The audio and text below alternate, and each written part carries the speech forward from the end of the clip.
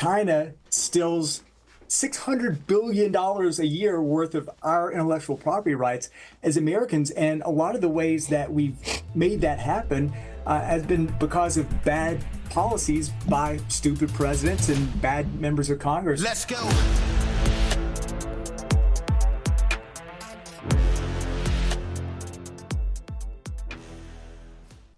Welcome to Citizen. We got a special guest today. Drew Johnson ran for Congress in Nevada, and you are an expert on government waste, and that seems to be a relevant topic today. I'm really excited that President Trump seems to have taken an interest in cutting wasteful spending, making government more efficient and effective for taxpayers. So it's something I've worked on for 25 years, and it's like the first time we've ever had a president who actually wants to focus on that. It's so weird, man. It's like for as long as I can remember in American politics, the presumption is that you inherit the bureaucracy that you inherit, to include all of the employees and all of the assigned spending and so forth. And Trump's the only person I've ever seen come in and do anything like this. And I don't know why anybody thought, it's like, this is so funny. Chuck Schumer's been whining the past couple of days about this stuff. Like, oh, he's just doing whatever he wants with the executive branch. It's like, yeah, dude, that's how the fucking Constitution works. He's the president. He gets to do whatever he wants with the executive branch. What are you talking about? Like, does this guy that's been in politics for 50 years really not know what the separation of powers looks like? It's really funny. And you're exactly right. In the past, at least in my lifetime, which started with Carter, even with Reagan, you saw that the baseline was always the highest year of the previous guy, and then you added your own shit onto it. And so it's nice to see, with Elon's help, some of the other people who are involved, that sort of ratchet back. And speaking of ratchet, you probably heard this term, but ratchet effect, anytime there's a national crisis, an emergency, COVID, 9/11, you see government grow, and it might ratchet back a little, but then it just starts growing and growing. And we've really got to start looking at what government should be constitutionally, what the proper role of government is. And I'm glad to start having those conversations for a change. Yeah, it's weird, man, that we, I don't know what, I sincerely don't know why any president leading up until now would have just accepted that. You know what I mean? It's very bizarre to me. I mean, I've run several companies, and now I own quite a few companies, and there's no board, there's no anything, no contract agreement or any of that shit that would stop me from firing everybody if I felt like it, right? Like, fuck you, this is my company, I'm going to do what I want.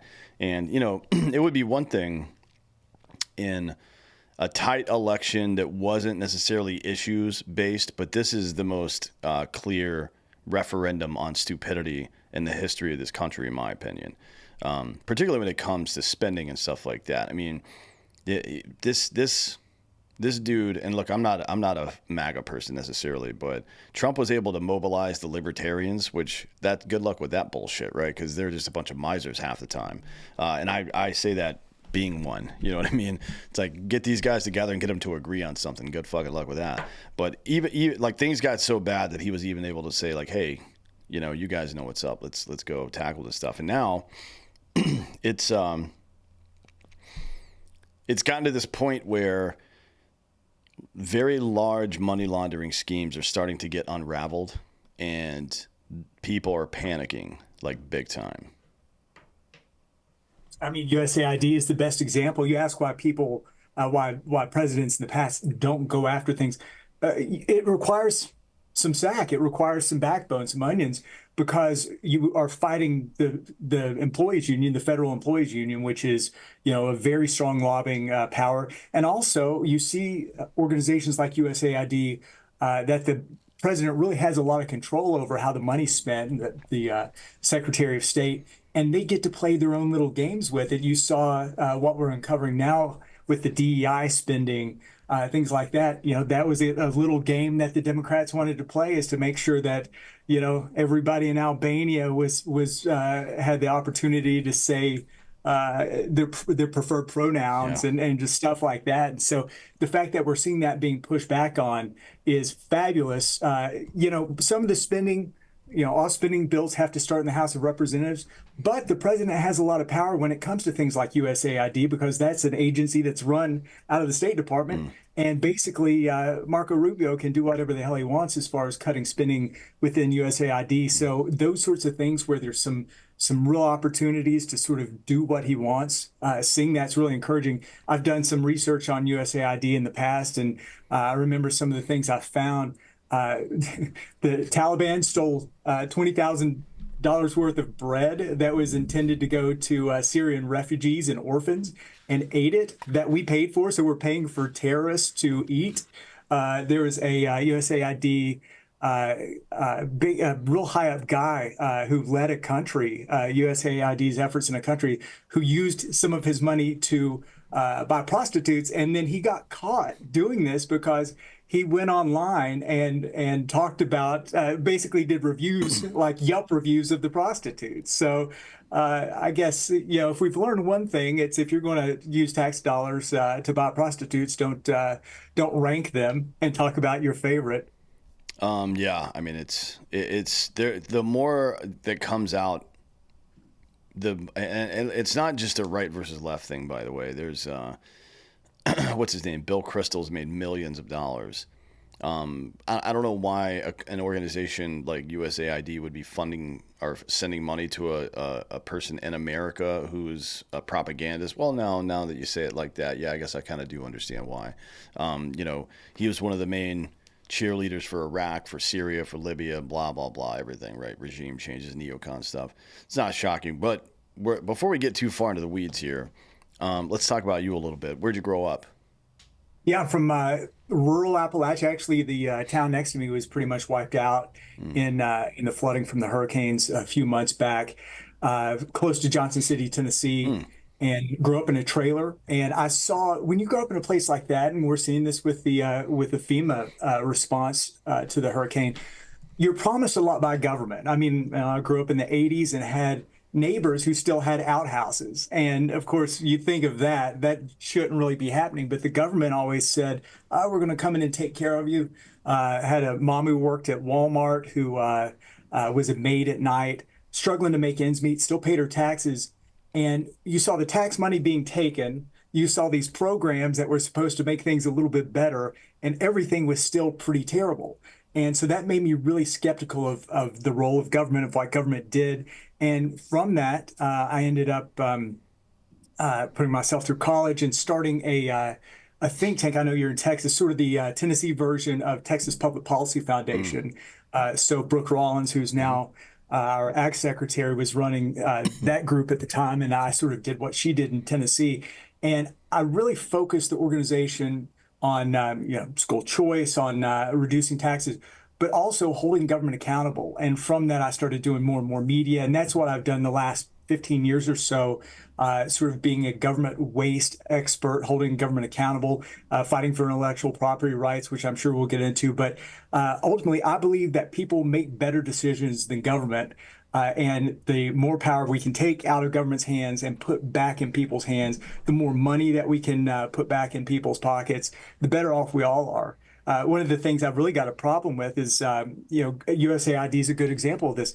Government art programs, international aid, where you're taking money from hardworking Americans, giving it to somebody who you deem more worthy of their money. An art installation or an opera or whatever it is, who you're defining as art, rather than letting me and you take our money and go to a concert we want to go to or buy a painting we can throw up in our living room. So again, it's all about, as far as I'm concerned, making government as small and constitutional as possible, and getting it out of people's lives, because people do make better decisions than a bunch of bureaucrats. Yeah, I mean, government, no matter how noble, always becomes inevitably an engine to extract labor and wealth from people, right? Which is why, in our our founders' wisdom, they decided to implement this system of federalism that is a bottom-up style organization. Now, I still, we can talk about this later. I've been on this kick lately, but I think that I'm not a huge fan of democracy, as it were. I think it's flawed for the same reasons that anything else, or for different reasons, but in the same way that other systems of government. But what you're talking about with, and this is we see federalism in all sorts of stuff. By the way, we've been seeing it in advertising for the last, let's say, 5 or 10 years with the internet and podcasts, especially. It used to be that we depended on newspaper circulation numbers and Nielsen ratings to determine what ad rates would be. And because it's such a behemoth organization, mostly only, not when you're talking about local, but in national television, only very large brands would advertise on it, right? Because they're doing awareness campaigns and stuff like this. But they weren't necessarily, like, their idea of what a conversion would be would not be a sale necessarily, but more like, oh, I saw that, that was cool, we're talking about it now, blah, blah, blah. Now what you see almost,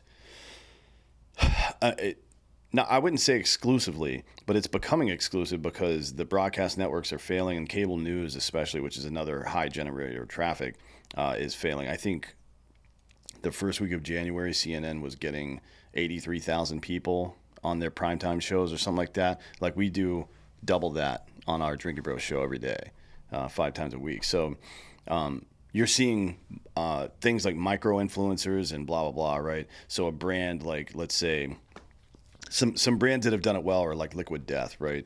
Instead of paying for a $7 to $15 million Super Bowl ad, they'll go pay 5,000 people, about the same amount of money in the aggregate, and they get way better results from that, right? And it's because people, the individual, and then even the individual company knows best how they want to spend their money.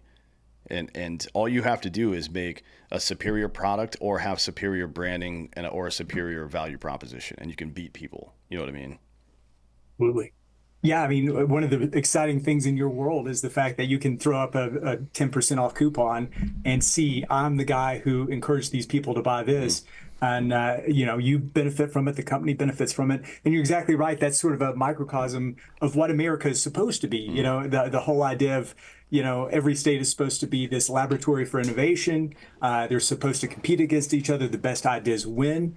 And, one thing that's really cool from running for Congress is I lost. I was the best performing Republican against an incumbent Democrat. So very frustrating, lost by a couple points, but we did very well, and we were outspent about 14 million to 1.5 million. The way that we did so well is we were able to identify, my district's a big Filipino area. My district has a lot of Jewish people and Muslim people. And so we were able to target ads to those people and really understand what they cared about and bring those sorts of our version, our ideas in a way that spoke to them. And I think we're going to see more and more of that in the future, not just in politics, not just in advertising, but hopefully in government. And the more that you can devolve government, make it local, the better off I think we all are. And the whole, all politics is local sort of thing. The fact of the matter is, and this goes into a lot of what you talk about all the time, the most important person in your life isn't your senator, isn't your congressman, isn't the president. It's the guy who's going to make sure that your potholes filled and the street light is working. And so most of the time, it's your county commissioner, it's your city councilman, it's your mayor. And so being involved in that level, maybe running yourself, that's the way that you can have a real impact over people's lives and make your life better. Yeah. You've been doing this for a long time. Is there like a particular government program that you think is worse than the others? I guess. I mean, certainly, like, my opinion. Well, this isn't my opinion. This is math. The military-industrial complex has wasted more money and lives than any other program in the history of America. But everybody kind of knows about that. So I'm looking for something other than that, I guess. Yeah, two things kind of stand out to me. One thing has been blown wide open. And first, it used to be kind of my little secret, and I'd go and give speeches about it, but it was USAID. Because USAID isn't giving bread to poor kids in Africa. USAID is very much whoever's in charge at the time gets to put their ideological stamp on the world. And that's a lot of what it is. It's been very frustrating to see And there's been a great inspector general at USAID who's uncovered a lot of corruption and fraud. For example, I think USAID has been over $150 billion in government and private dollars to address climate change. Now, what climate change has to do with making sure that kids in Africa are fed, who knows? But they don't know where that money went. And we're not talking about 700 grand. We're not talking about 30 grand. We're talking about $150 billion, like more than a lot of countries' GDPs. The other thing that bothers me a lot, and I talk about, is the UN WHO. And, we sort of fluctuate how much we give the UN. But I've done a lot of work going as a journalist to UN meetings. I've been to Zambia and India and Korea and all these crazy places to see what the UN's actually up to. The UN hosts a World Press Freedom Day where they basically force all of their member countries, 193 countries or whatever it is, to have open records, sunshine laws, FOIA, all those sort of things that make government transparent.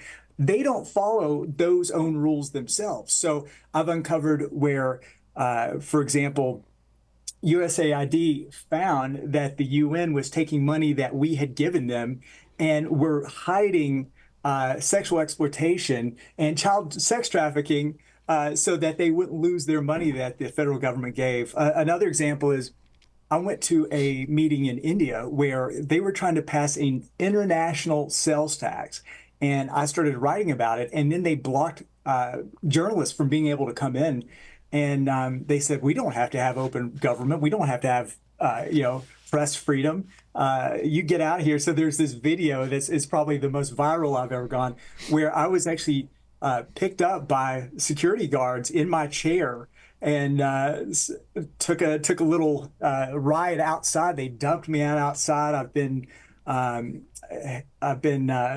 detained in Russia and India and in 4 countries now because of the UN. And so making sure that the UN is there a role for diplomacy and making sure that there are open lines of communication between countries? Absolutely. Is there a role for the UN to give terrorist organizations our money and not be able to tell American taxpayers how that money's spent? Hell no. I mean, that's one of the big things that's always bothered me. Yeah, I mean, we've been making the same fucking mistake for, let's see, what year is it? 75 years now, give or take. Our interference and regime change, we exchanged the Shah for the Ayatollah, for example. And in turn, we had to empower Saddam Hussein to fight them. And then in turn, we had to empower and fund Sadr. And then in turn, we had to create ISIS and then so on and so forth. And that isn't that, like, even just since the Cold War, we deposed or helped two dudes that we trained at the School of the Americas deposed the president of Haiti in '91, like right after the Cold War ended. Everybody knows what we did in Iraq and Afghanistan, but Zaire, we helped depose a guy there. Yugoslavia, we helped. Venezuela, we've been trying to launch a coup there for probably the same amount of time as we have in Cuba, which is never going to fucking happen. Haiti again. Let's see. Ukraine twice. Panama I call it twice as well. General Torrejo and then Manuel Noriega after him, and then whomever we replace it with. So probably 3 times technically on that one. Syria is now controlled by a former member of ISIS and Al Qaeda. He's a fucking free agent, I guess, or a gun for hire. Literally, Syria is under the control of a guy that was a terrorist that we funded, by the way, to fight the Syrian government, and now he's in charge of that country. Libya hasn't exactly gotten better. So which one did we get right? Which regime change did USAID via the CIA fund that actually worked? Did you know of any? Because I've been studying this shit for a long time. I'm fresh out of those examples, I'm afraid. I mean, the more, this sort of interventionist neocon idea of we've got to be involved in everything, the more screwed up the world gets. And then we end up, like you're saying exactly, we put a guy in power, then we end up funding arms for a country to fight him. Iraq and Iran being the best example, but there are probably 20 examples like Yeah. that. It's anytime we're seeing this right now. This is a good example of government waste with in Afghanistan. Where we had a bunch of our military equipment over there that we abandoned. It was taken over by the bad guys. Then we come in and try to stabilize the country. We build schools. We build all these complexes like community centers. And this is one of my favorite examples of waste recently. So we spent almost $1 million on a gas station and a little community center in Afghanistan. Um, I guess people forgot that I live in Vegas, so it's kind of front of mind for me. But the people who built it forgot that it gets hot there during the summer. And so it was 110 degrees for a few days, and both of those buildings literally melted. And so they had to just trash them. So that's how we lost $1 million in Yeah. Afghanistan. I mean, imagine. So we spent billions on to construct electric car chargers around the country, and I think they made 9 of them. Yeah, $7 billion for 8 or 9 of Yeah, them so far. that's happening in the U.S. Imagine what is happening to the. You may as well set that fucking money on fire as soon as it leaves the country, right? Right, absolutely. It's wild as hell to me, and I feel like, you know, when I look at left media and left influencers, they've learned nothing. They're electing David Hogg to be part of their fucking apparatus over there. It's like you guys lost the younger crowd because the younger crowd has the internet and they look shit up for themselves now, and they realize that you're lying to them. I don't even know if they are politically right or not. I just think they're like, what the fuck, you're lying. I'm not gonna do that. Get out of here. And then they double down on it. It's like you trotted out these 3 dipshit like shoulderless turds. It's like, oh, we're redefining masculinity with TikTok dances. Like, no, you're not, man. I promise you. Look, I don't agree with you, but I love you. You're an American. Let's fucking just settle down a little bit. You know, when your buddy is about to do something dumb, you're like, hey, man, just fucking relax. Yeah. And no, they just like, hold my beer, and charged headfirst into something. It's like, man, what are you doing? They've learned absolutely nothing, and it's bizarre to me, to be honest. We talked about USAID. It's part of like there's a bill that authorizes foreign funding, but USAID as an organization was created with an executive order in 1961, and if Trump really wanted to, he could wipe it out of existence right now. Certainly, something new inside of that organization under the State Department would pop up to manage the resources and funds and stuff like that. But it wouldn't have to be that. He could recreate it from scratch, and he would be perfectly well within his rights to do that, right? The latest battle is at the Department of Education now. So curious about your thoughts on that, because you can. This is one of the easier ones. Like you can make these like. I don't particularly like them, but you can make these arguments about national security spending and keeping us safe and blah, blah, blah. But when you look at the Department of Education's creation, the funding that was siphoned out of the American taxpayer system and put into it and then distributed somewhere to the states, about 13%, I think, of the total funding for public education goes through the DOE, or the Department of Ed, rather. But you can see a straight line down, right, at about a 45-degree angle in American performance academically since the Department of Ed has been created. We went from top 5 in literally everything to somewhere between mid-20s and mid-40s, depending on like reading comprehension, math, science, etc., right? Like that's the easiest one to tell that like this just does not need to exist. But people are like, it's like, oh, he's raiding the federal government. It's like, no, we're fucking terminating programs that don't work anymore. This is what you do. Absolutely. While you've seen that chart go down for the quality of education, educational success, you've seen the chart go completely straight up for educational spending. And that's one of the things, as a guy who's basically an economist who has an economics background, that I've always really focused on trying to explain, but nobody seems to get that money does not equal education. Here in Nevada, we've doubled the amount that we're spending on education in the last 10 years. We're getting worse results because the fact of the matter is you can give kids fancier schools. You can give them, iPads in the classroom, all this sort of stuff. But that's not what equals education. I think this sort of attempt to devolve education again to something that's more local, that the communities, states are moreover, is better. The more opportunity you have for school choice, that's why I'm where I am today, because as I mentioned, I live, rural Appalachia in a trailer, and my mom lied about my address. My grandmother lived in the city, about half an hour away, and my mom said that we lived at my grandmother's house, and we invented our own little hillbilly school choice by lying about our address. I was able to go to a decent school, get a good education, and it shouldn't come down to what side, the street you live on, what zip code you're in. It should be, where the money follows the child, and the family and the child get to decide what school is best suited for them. We're in this situation right now in America where it's just, the only path to success is through college, and that's complete bullshit. I mean, the fact of the matter is, I would much rather.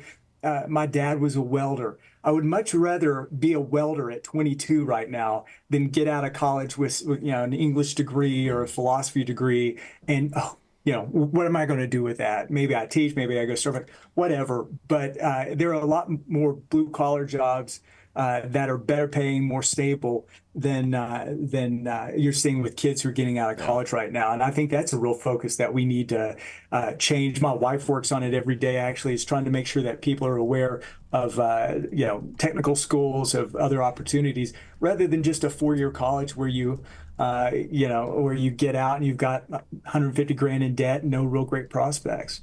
Yeah, it's funny, the Department of Education should be 60 people that is a think tank researching employment trends, right?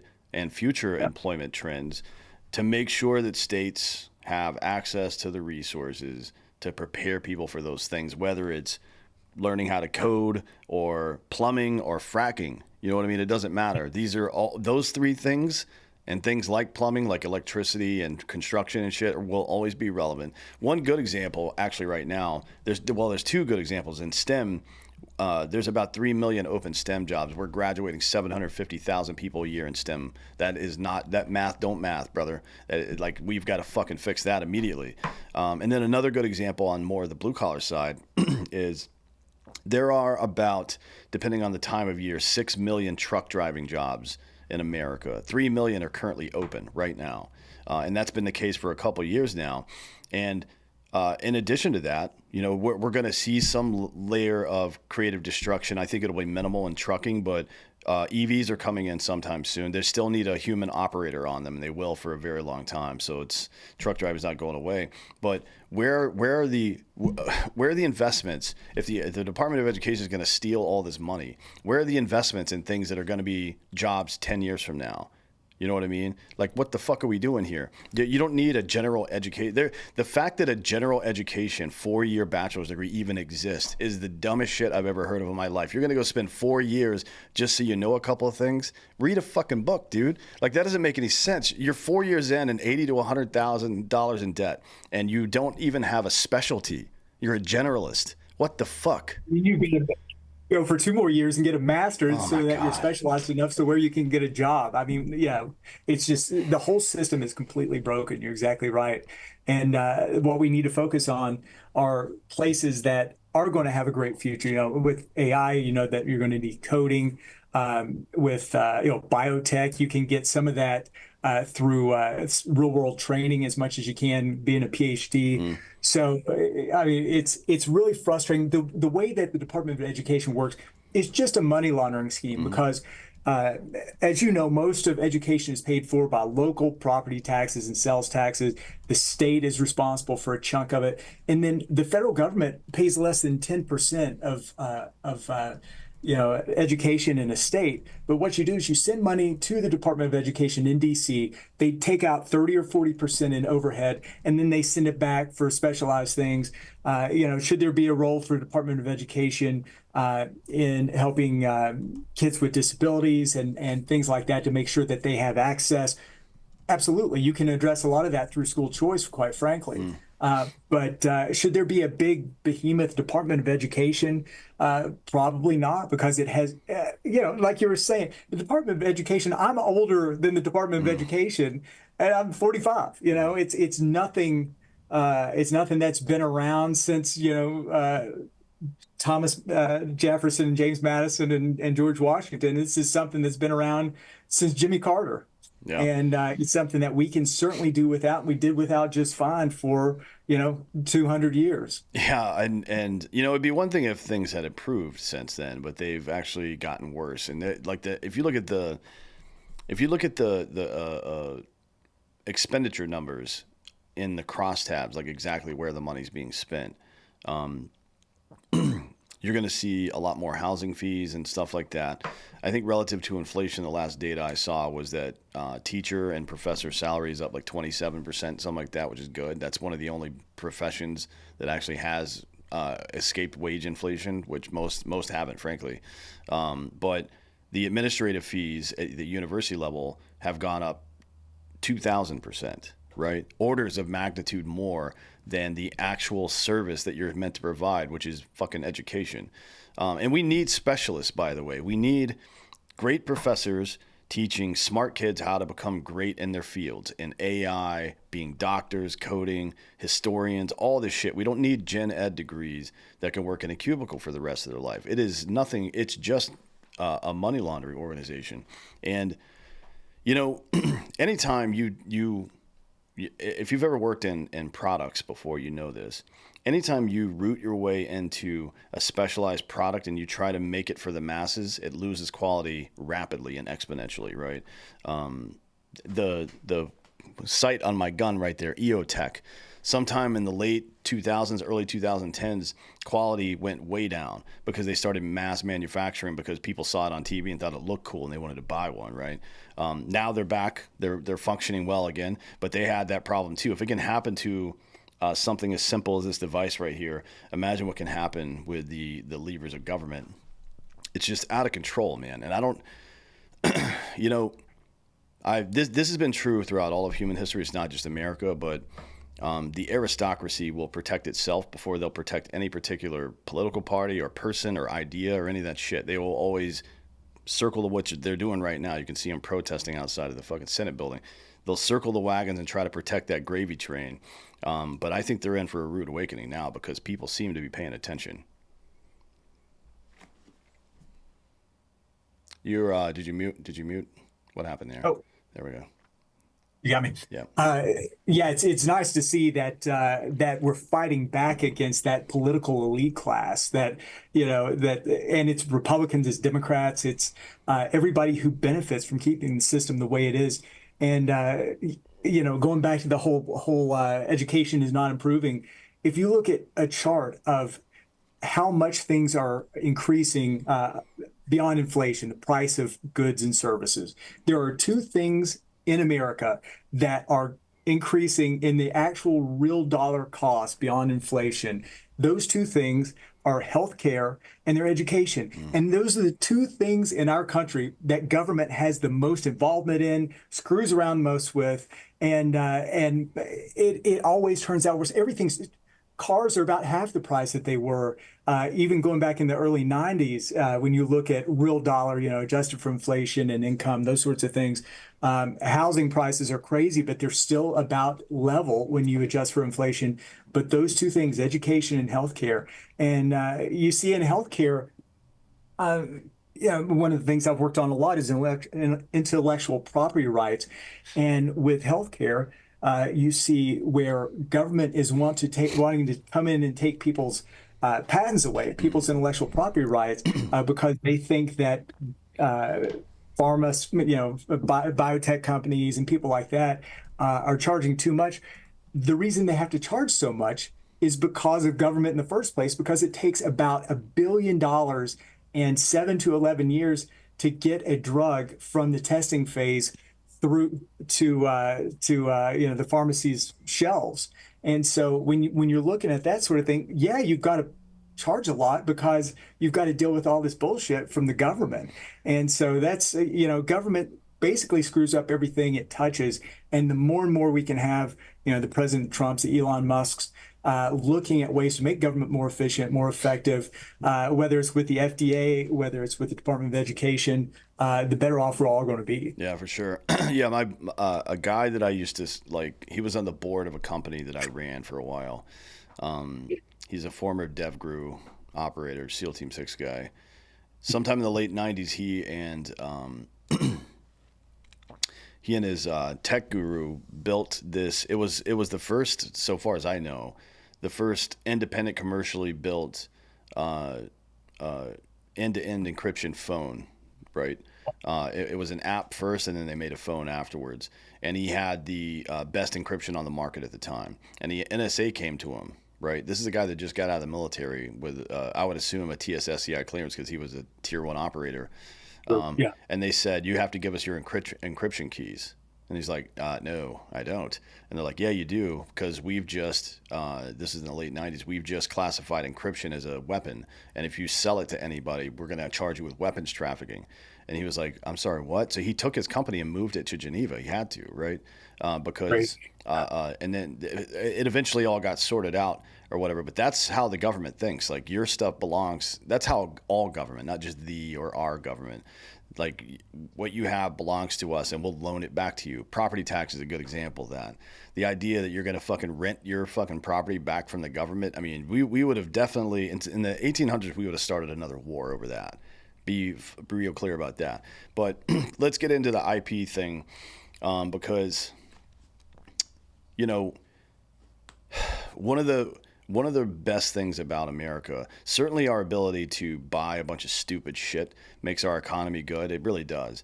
But the thing where all the stupid shit comes from, you could say we buy this from China, buy that from China. Steve Jobs was not from China. The iPhone maybe get built over there, but that was our fucking deal, right? Same thing with all these other products, the internet as a whole, right? This computer I'm using, probably the one you're using as well. The backbone of American innovation, they say, in economic growth and even national security is the protection of intellectual property, right? Because we only stay this strong if we can create things and not have it stolen and sold cheaper somewhere. Exactly right. I mean, you've got sort of two different things going on. You've got the fact that without incentives, people aren't going to do anything. I mean, people aren't going to wake up and go to work if they're not going to get paid. And it works the same way with patents, with copyrights, where if you know that there could be payoff for your hard work, you're willing to make those investments and take that time. Without doing that, without having those sorts of protections in place, then why get up? Why do all these sorts of things? And then you've got the second problem, which you were just talking about, which is China steals $600 billion a year worth of our intellectual property rights as Americans. And a lot of the ways that we've made that happen has been because of bad policies by stupid presidents and bad members of Congress. A good example is it's called the TRIPS waiver. During COVID, Biden said, you know what, all the sorts of intellectual property rights that we're developing here to do COVID vaccines and treatments and things like that, let's give that to everybody so that we can make it generically faster. The problem is that they didn't say, let's make sure that China doesn't steal, mRNA is a good example, which obviously is there's some debate about the COVID mRNA shot for various reasons, but ultimately that technology is going to be what cures AIDS, what's going to cure blood cancers, things like that. There's a lot of promise in it, and when that's developed, it'll be incredible for the people who are investing in it right now, taking the time developing it.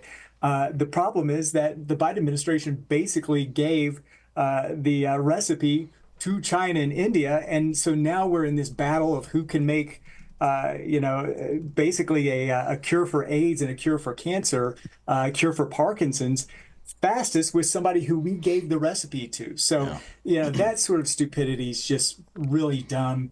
Another thing that government's trying to do is it's called the Bayh-Dole Act. Evan Bayh and Bob Dole, who are senators, our whole lives. They had an act where before this, if a research institution, a university received $1 in federal funding, they could not use the patent to make money. And so what changed all this was Gatorade. I'm sure you know the story Mm-hmm. of Gatorade. Early 70s, University of Florida, they're doing exercise science, hydration testing, and they invent Gatorade. They invent Gatorade, but they can't make any money putting it on the market. And so they figured out that they needed to go and talk to members of Congress to get an act passed so that, if they develop something, they can have some way of using that patent. Now, that's great that that passed. It's made a lot of patents that had just been shelved put into action. Things like prostate cancer drugs have developed because of that. The Google search engine, was able to come to market because of that. Before, those things would have just been shelved. But there's a way that it's called March-in that government can take things that universities or research centers are producing. They think that it's too expensive. They think they're using it the wrong way, and government can steal the property rights, the patents of those developers. So you still have a lot of opportunities for government to basically screw things up and take away that incentive for people to develop things. And again, whether it's AI, whether it's biotech, biopharma stuff, no matter what it is, we've got to have laws in place so that China doesn't steal our shit and that the government can't take it and take away that incentive that these incredibly smart people have to develop things that make life better and ultimately save lives. Yeah. So a couple of things. First, mRNA has a very specific purpose, and it's not to immunize people for a fucking cold, right? Like the idea that you would sample on genetic tissue for a pervasive virus like that doesn't even make any sense. That's not in any way what it was. And Robert Malone can talk more at length about that. We've spoken to him a number of times about it, but this. You mentioned blood cancer, AIDS, bone cancer as well. Like so Yeah. you would extract some DNA RNA from a human being, and because the idea, I mean, you have to understand a little bit about biology and what cancer is, right? A degradation of cell integrity and stuff like that. Think of a cell is supposed to be a perfect circle or a perfect square, and it starts to get oblong and misshapen, and that's reductive, but that's kind of how it works. And then it starts replicating, and that's what we would call metastasis, right? So this again, if you're a doctor out there, forgive me for using the rudimentary language, but that's essentially how it works.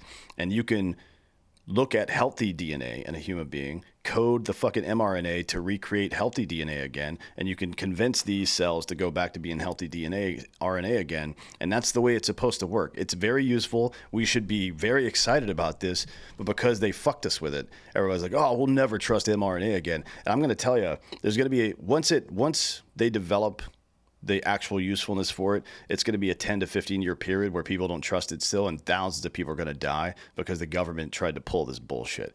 So never forget that you should hate these people way more than you think you should. The other part I wanted to ask you about, when it comes to biopharmaceuticals especially, how do you certainly we should be doing IP and copyright protections, but how do we protect consumers then from predatory pharmaceutical companies? Because they are, right? I mean, even the pipeline they have now where it's research, a 10-year patent, and then they, after the 10 years, they put out another better version of that product, even if they already had it ready, right? Like that to me seems a little bit unethical. The biggest problem you have is going back to government, the way the FDA works, where for a biopharma company, it's 1.3, $1.4 billion to get to market.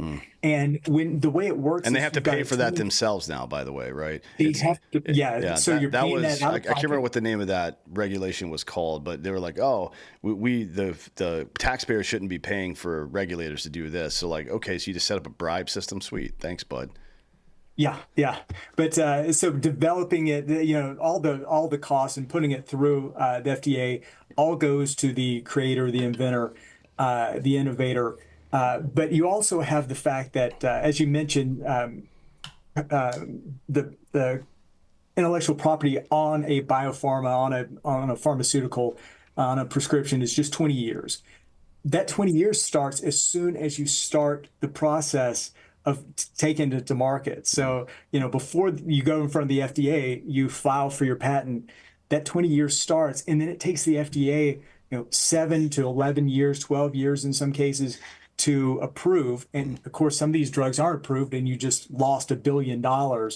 And then once you get through, say you've got 10 years left and you've invested $1.3 billion in a drug that may help, 100,000 people. And so that's the problem, is that you've got the FDA sort of artificially inflating the cost of bringing these drugs to market.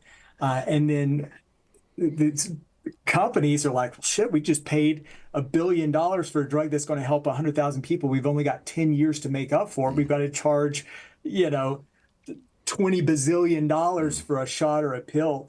And so we've got to look at fundamentally ways that people can recoup their money, but do it in a more fair way. Because I agree with you, the consumer, the patient shouldn't have to bear the cost of something that costs so much money, but it also shouldn't cost so much money because the government sucks. So we've got to look at ways to improve the FDA, make that system faster. And then, of course, there are the promise of generics once the 20 years runs out. Like you said, there are ways that you can sort of repurpose things sometimes and make the patent last longer. But we're seeing that less and less. So yeah, a lot of the problems, it's sort of in my sort of small L libertarian world, free market world, government watchdog guy. Every time I see a problem, government's always at the center of what screwed it up to start with. Yeah, I mean, just, you know, anytime I see bureaucracy, I just assume it's a money-making scheme of some sort. I don't believe any of these motherfuckers when they say, "Oh, we're just trying to protect people." Like, no, you're not, dude. You've at no point has anybody in Congress ever tried to protect anybody from anything. Like, fuck off, dude. And you can see it like some of the second and third order effects. So back in the day, let's say 70s, 80s, maybe even 90s, there still was to some degree the similar process. And what would happen was drugs would drop out of patent and go to generic, and they would get much cheaper. It would get much cheaper because different people were making it at the time. But now it's the case that not only the generics, but also the precursor materials are all made in China now. Like, how does that benefit us in any way? We've seen what happened during COVID with microprocessors that can come out of Taiwan, right? We had fleets and fleets of cars and trucks sitting in parking lots, and they couldn't operate because they didn't have computer chips in them. Nobody could buy a car for like 2 years, right? And that's what happens when you're dependent on a necessary foreign asset, which we should never be, in my opinion. I like the second and third order effects of this stuff are things that, like, people see them as inconveniences, and they have a hard time drawing a straight line back to the fucking government for some reason. So right now there are 44 critical technologies. That's how government has defined these technologies, these industries within tech. China right now is leading in 37 of the 44, and these are things like AI, space exploration, biotech, things like that. The reason why China is leading isn't because they've got better ideas guys than we do. They don't have better innovators. They don't have smarter people. They still are shit, and then they're able to start on third base and just tweak it and put all their effort towards perfecting it. Just like I was talking about with the technology with mRNA, Biden just gave it all to them. And so pretty soon we're going to have an AIDS drug that is produced in China with stuff that they stole from us, and the people who worked on this for so long aren't going to see any benefit from it at all. And then China gets to decide what's in it, how healthy it is, all that sort of stuff.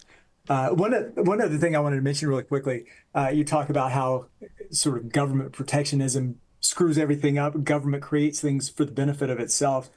My wife is actually in Carson City right now. We live in Nevada, and she runs an agency committed to making sure that government regulations for small businesses are as minimal as possible, stop some of the licensing Mm. requirements, things like that. And one of the things that she's up there fighting today is that in Nevada, you've got to have like 5 years of education and pay $1,200 in fees to be an interior designer. I understand why you've got to have regulations if you're going to be a fucking brain surgeon, but to be an interior designer, they're literally saying that there's some health or risk to the public because somebody puts a throw pillow too close to a fireplace. It's just Uh, unbelievable, and you see that with barbering, hair braiding, massage, all this sort of stuff, and it's just all government taking bribes from people who are incumbent actors who are already doing the thing, already interior designers, and they say make a law to make it harder for more people to come in and be interior yeah. designers, be barbers, whatever, because we can drive up our prices. We have less competition. So everywhere you look, you see government acting as cartels. Making our prices higher, making it harder for people to make a living. And that's one thing that I'm really focused on trying to stop. And I know it's something that a lot of people who dig your show would be pissed off by. Yeah, I mean, honestly, there's so many practical examples of this shit. Prohibition is probably the best, in my opinion, just to show Yep. the difference because no prohibition in a lot of ways was stimulated by the Irish and Italian mob in America, right? Yep. What's his name? The guy I can't remember the guy's real name, but Nucky Thompson from Boardwalk Empire. That guy's character in real life. Right. He funded something called the Women's Temperance Movement, which, by the way, is something that Augustus Caesar also did back in the first century AD, actually first century BC. Technically, he started before that. But the Women's Temperance Movement was like, hey, we need to get rid of all this stuff. It's poison, and yeah, of course, he wanted it to be illegal because if it's legal, the government can tax it. But if it's illegal, then the mob controls the whole thing, right? It's like, yeah, that makes sense. So if the mob wants to control it because they can make money from it, why does the government want to control it? Yeah. I, in Back when I was running the think tank there, we had this really weird situation where we were trying to pass medical marijuana, hopefully, ultimately pass just marijuana for anybody of age, uh, consumption of legal marijuana, which we've got in Nevada, no problem. We've had for years here, but in Tennessee we had this system where or this situation where the um, alcohol brewers, the beer companies, and everybody else, a bunch of money into you know Eagle Forum, into and women groups, into Christian groups who would come and talk about, our world will end if marijuana is passed.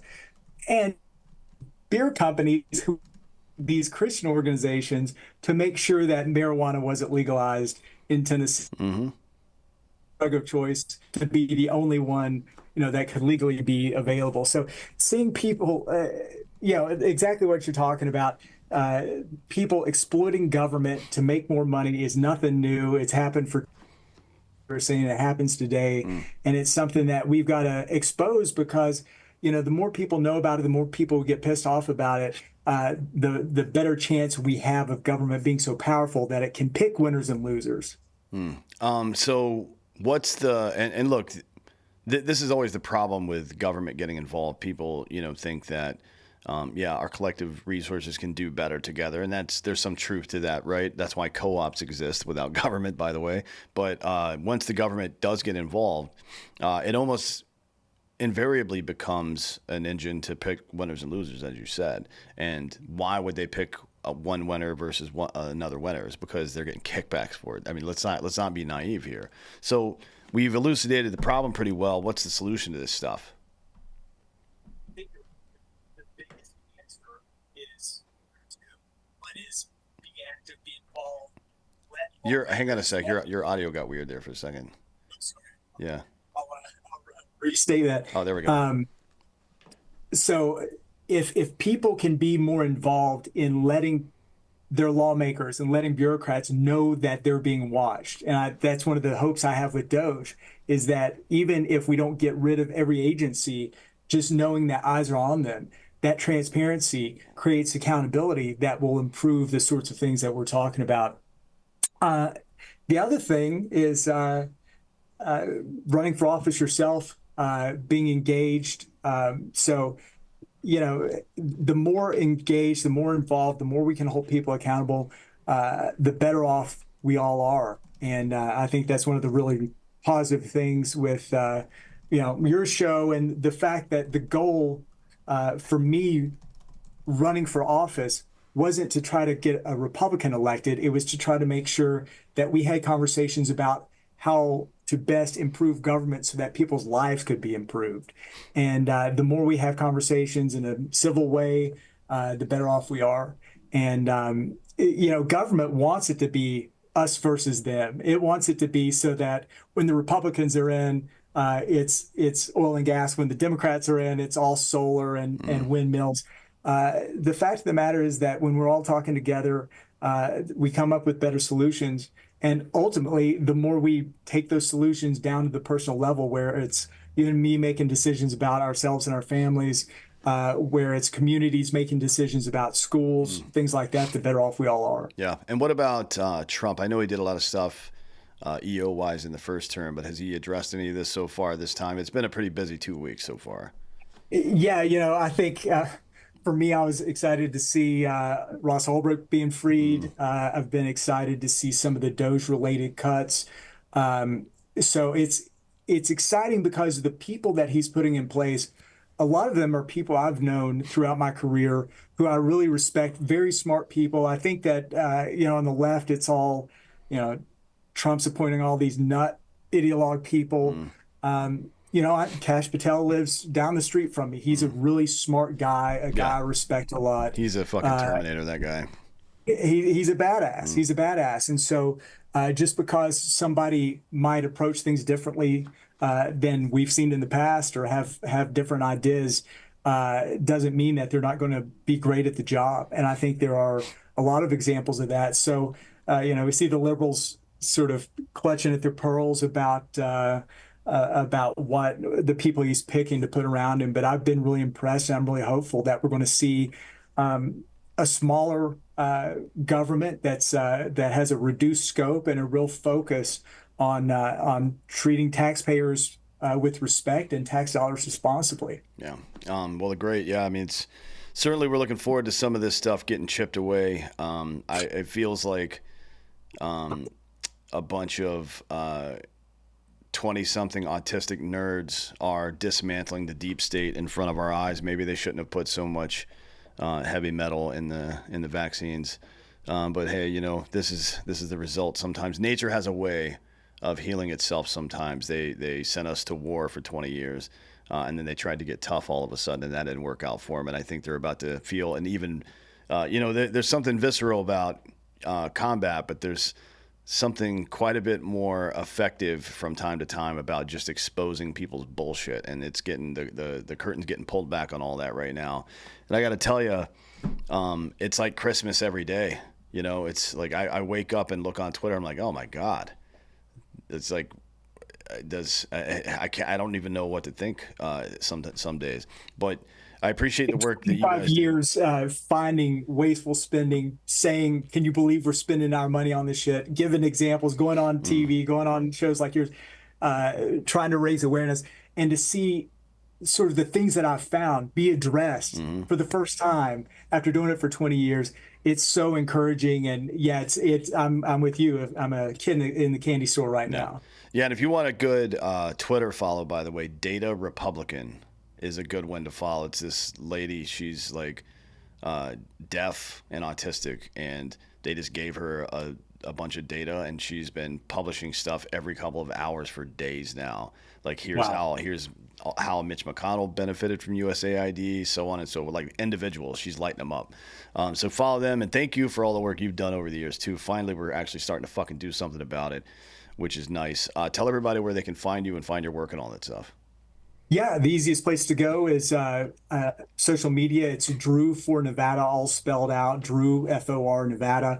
Also, I'm a columnist at Town Hall and Daily Caller. Newsmax. I'm probably most frequently on Newsmax, so you can go to Newsmax, put in my name, and see what I'm up to. Do you ever go on Carl's show? Carl Higbee? Paul Butt. On Newsmax. Yeah, I've Newsmax. been Yeah. on a couple of their shows lately, but usually I just write for them, and they Mm. keep me in the background as the token small L libertarian, Yeah. and so they do a great job. I know they're about to go public, which is really big Mm. for them. Yeah, I'm gonna hook you up with Carl Higbee. He would Yeah. love to have you on his show and talk to some people because this USAID collapse is like the biggest thing that's going. This might be the biggest story in the history of this country, to be honest. Once Yeah. they finish peeling this back, but we'll see how it goes. Thank you for coming today. I really appreciate the time, man. Dan, I've really enjoyed it. Thanks for the time, brother. Yes, sir, and thank you all for listening. This has been Sid.